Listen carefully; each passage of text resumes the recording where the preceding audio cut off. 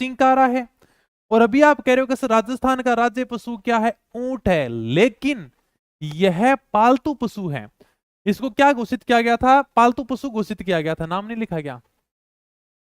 पालतू पशु लिखना चाहिए था, किताब में लिख रखा होगा। पालतू पशु, पालतू का मतलब है कि आप ऊंट को पाल सकते हो, आप अपने घर के ऊपर ऊंट रख सकते हो, लेकिन आप चिंकारा को नहीं रख सकते। ठीक है, तो ऊंट का वैज्ञानिक नाम है कैमलस ड्रोमेडेरियस, इसको नाम याद रखना थोड़ा सा। और ये 19 सितंबर 2014 को राज्य पशु घोषित किया गया था, और राज्य पशु के अंदर भी ये पालतू पशु था। ठीक है, तो हमारे राजस्थान के दो राज्य पशु हैं। एक के बारे में हमने पढ़ा है चिंकारा, और दूसरे के बारे में हमने पढ़ा ऊंट। क्योंकि ऊंटों की संख्या में भारी गिरावट आ रही है, सरकार ने ऊंटों को बचाने के लिए इसको अपना पालतू पशु घोषित कर दिया है। कब किया गया था? 19 सितंबर 2014 को। रख लोगे ध्यान में? ठीक है सर। अगला आता है गुडावण, जो हमारे राजस्थान का राज्य पक्षी है। ठीक है, और गुडावण का वैज्ञानिक नाम है क्रायोटिस नाइग्रिसिप्स। ये इसका वैज्ञानिक नाम है, आप आराम से गुडावण पक्षी को देख सकते हो, ब्रह्मास्त्र के अंदर ये फोटो भी है गुडावण की। इसके थोड़े से उपनाम भी हैं, इसको सोहन चिड़िया भी बोलते हैं, ग्रेट इंडियन बस्टर्ड भी बोलते हैं, माल मोरडी बोलते हैं इसको अजमेर में। एग्जाम में सिंपल सा क्वेश्चन पूछ लेगा कि गुडावण का वैज्ञानिक नाम क्या है, इसमें ऑप्शन जरूर देगा ग्रेट इंडियन बस्टर्ड। तुम्हें लगेगा यार ये तो वैज्ञानिक नाम हो सकता है, नहीं, ये इसका उपनाम है। मतलब ज्यादातर हमें गुडावण का नाम ग्रेट इंडियन बस्टर्ड देखने को मिलता है। एग्जाम में सिंपल सा क्वेश्चन आता है कि राजस्थान का राज्य पक्षी क्या है, लेकिन हम क्या करते हैं, उस ऑप्शन के अंदर हमें गुडावण देखने को नहीं मिलता, हमें ज्यादातर ऑप्शन में देखने को मिलता है ग्रेट इंडियन बस्टर्ड। ठीक है, तो ये इसका उपनाम है, गुडावण को ही कहते हैं। इसको माल मोरडी है वो अजमेर में बोला जाता है, और 21 मई 1981 को इसे राजस्थान का राज्य पक्षी घोषित किया गया है। अब मैं तुम्हें वो बात बताता हूं। सन हालांकि ये कभी नहीं पूछ जाती 1981 वाली, 1982 वाली थोड़ा सा कंफ्यूज करने वाली है, हमें तारीख अलग अलग देखने को मिलती है। राजस्थान पुलिस में एक बार सवाल पूछा गया था जिसमें उन्होंने 1981 को सही माना था, और ऑप्शन के अंदर 1982 था नहीं। अगर तुम हिंदी ग्रंथ अकादमी की बात करोगे ना, तो उसके अंदर तारीख दे रखी है 1982।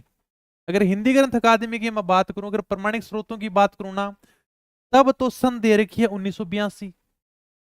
राजस्थान पुलिस में सिंपल सा क्वेश्चन है, केवल एक बार ही आया है, केवल एक बार सवाल पूछा गया। राजस्थान पुलिस शायद 2018 में पूछा गया या 20 में था, ऐसा कुछ था। केवल एक बार यह सवाल पूछा गया था कि गुडावण को राजस्थान का राज्य पक्षी कब घोषित किया गया था। ऑप्शन में था 1981, 1983, 1985, और एक ऑप्शन और था। ठीक है, उसके अंदर 1982 नहीं था। अगर मैं हिंदी ग्रंथ अकादमी की तरफ जाऊं, प्रमाणिक स्रोतों की तरफ जाऊं, तब तो आएगा 1982, लेकिन राजस्थान पुलिस में दिया गया था 1981, और इसी को राइट आंसर माना गया था। ठीक है, हालांकि अपन प्रमाणिक स्रोतों की तरफ चलते हैं ज्यादातर, लेकिन कभी कभी हमें एग्जामिनर के हिसाब से भी चलना पड़ता है।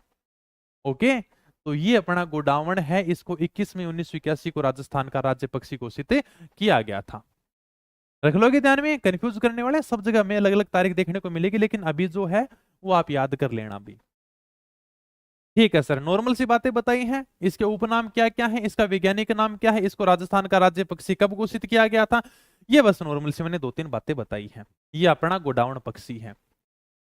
आगे चलो सर, गोडावण को लेकर एक प्रोजेक्ट चलाया गया था जिसका नाम है project great Indian bustard. Sir ये क्या है?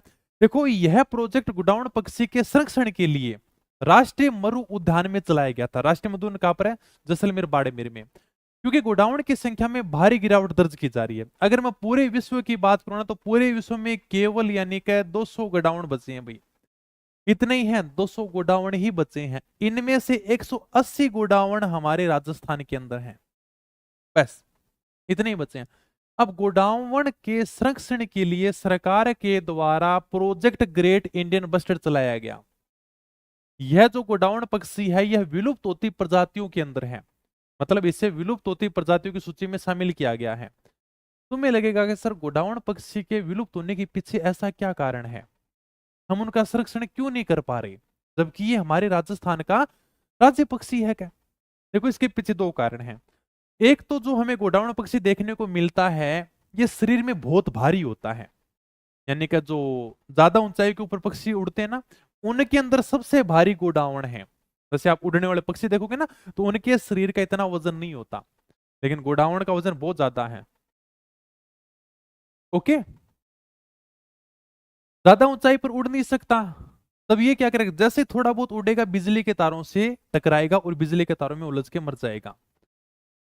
दूसरा कारण यह है कि मादा गोडाउन एक बार में केवल एक ही अंडा देती है, और वह अंडा भी वो घोंसले के अंदर नहीं देती, सीधा जमीन पे अंडा देती है। जैसे मान लो मादा गोडाउन है और वह एक बार में केवल एक ही अंडा देगी, और जब अंडा देगी तो सीधा जमीन के ऊपर अंडा देगी भाई।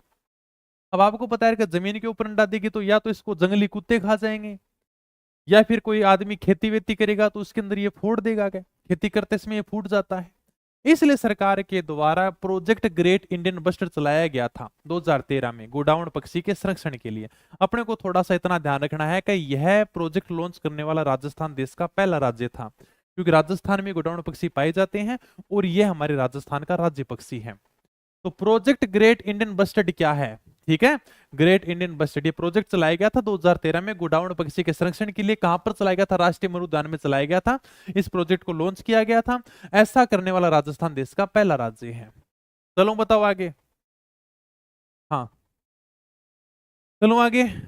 इतनी सी बातें क्लियर हैं यहां तक? किसी को कुछ पूछना तो पूछ लो, नॉर्मल सी बातें हैं। रीट के अंदर सिंपल सा क्वेश्चन आएगा, उनके तो प्रतीक चिन्ह में यहां से सवाल पूछ ही लेगा भी राजस्थान का राज्य पक्षी क्या